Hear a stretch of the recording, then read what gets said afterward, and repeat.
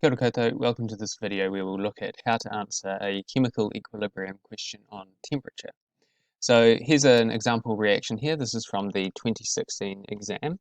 We've got hydrogen plus iodine goes into hydrogen iodide, and at 445 degrees Celsius the Kc value is 64. So the question is, when the temperature of the equilibrium system is increased to 510 degrees Celsius, the Kc value decreases to 46. Justify using equilibrium principles whether the forward reaction is exothermic or endothermic. So for these questions, and all of the questions about temperature follow a very similar pattern, so we need to work out the formula for answering these questions. There's three parts to how we need to answer it. So the first thing that we need to do is first of all explain, so the temperature increases.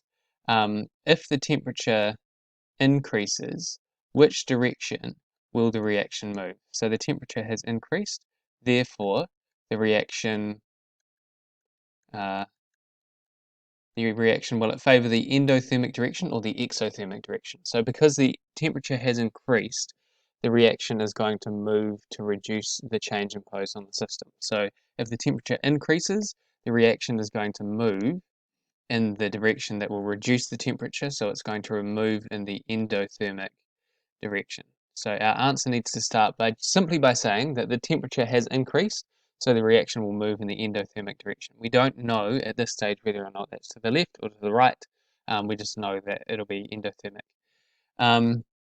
The second part of our answer should be to explain what this change in value actually means.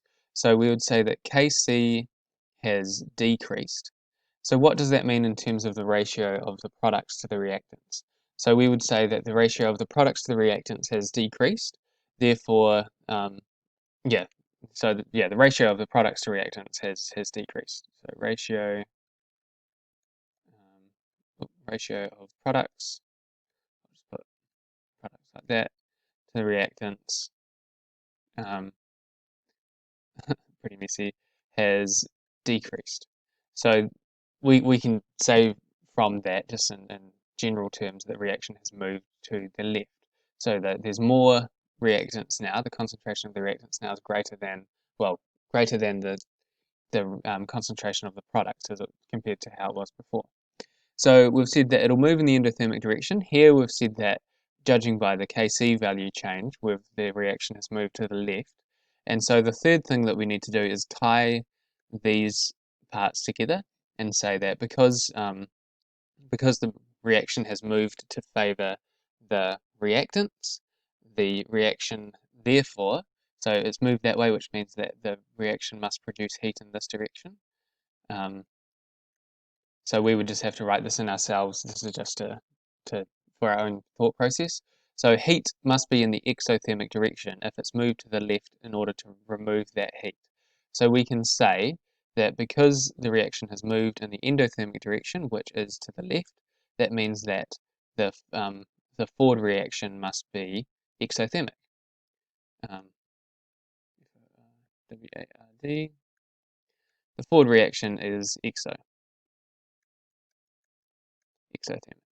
So we'll move on now to looking at what a model answer looks like and compare our answer to that.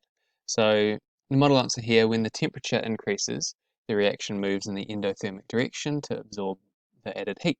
So that is the first part of the answer that we were talking about before. When in this reaction, the value of K is decreased, indicating the ratio of products to reactants decreased. So that's the second part of our answer. And since there will be fewer products and more reactants, adding heat is favouring the backwards reaction.